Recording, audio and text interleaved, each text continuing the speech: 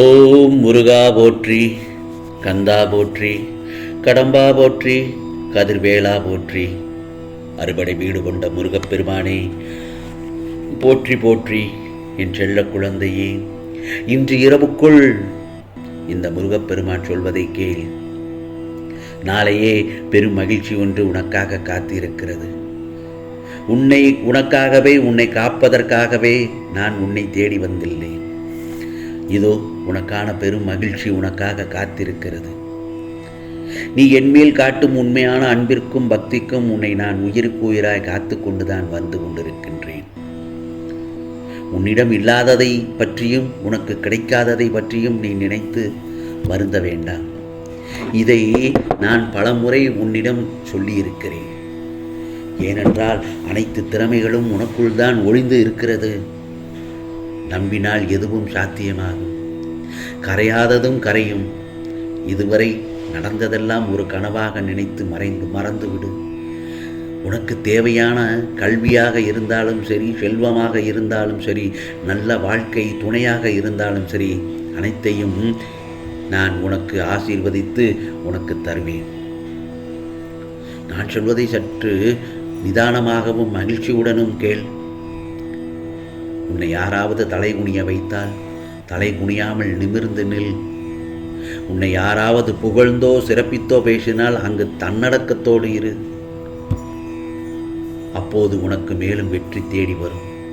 அதே நேரத்தில் உன்னை யாராவது விமர்சித்தால் அவர்களிடம் மௌனமாக இரு. ஏன்னா அவர்களுக்கு தெரியாது உனக்கு பின்னால் இந்த முருகப்பெருமான் இருக்கிறேன் என்று.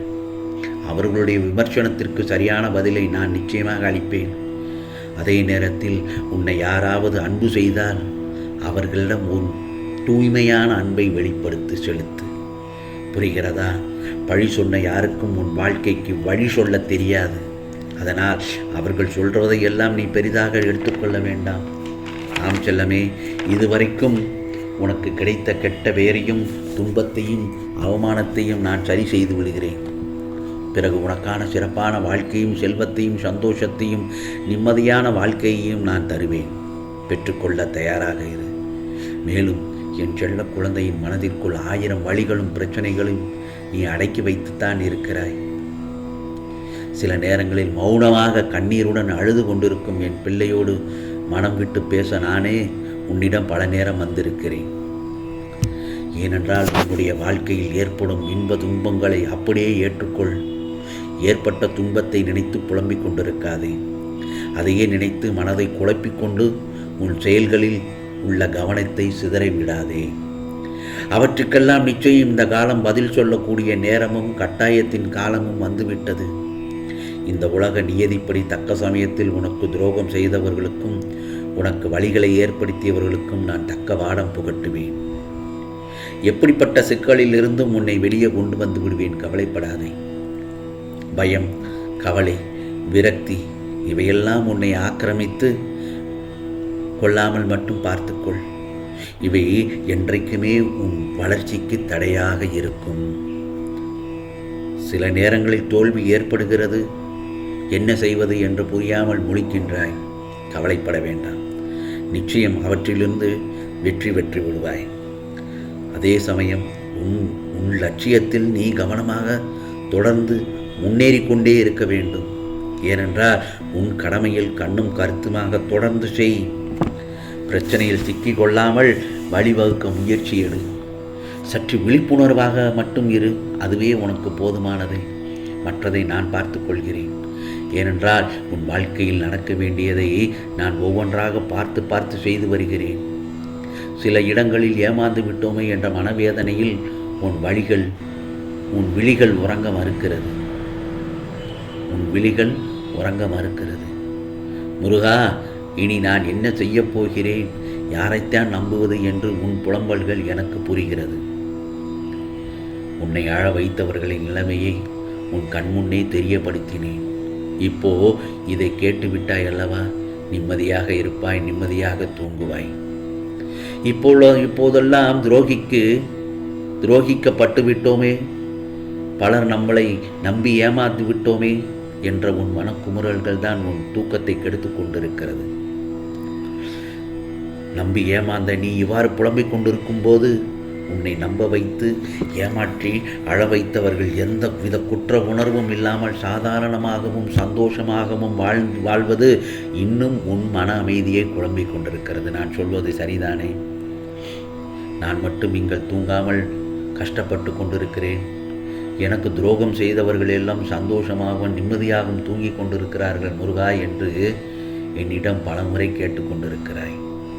உன் மனதில் புலம்புவதும் எனக்கு நன்றாக புரிகிறது. ஒன்று மட்டும் நல்லா தெரிஞ்சுக்கோ, ஒருவன் செய்யும் நல்லவையும் கெட்டவையும் அவன் கணக்கில் உடனே எழுதப்பட்டுவிடும். அது பாவமாகவும் இருந்தாலும் சரி, புண்ணியமாகவும் இருந்தாலும் சரி, அவனுடைய கணக்கில் அது சேர்ந்துவிடும். அவன் செய்த வினையில் மீண்டும் அவனிடம் வந்து சேர தயாராக இருக்கும். கவலைப்படாதே.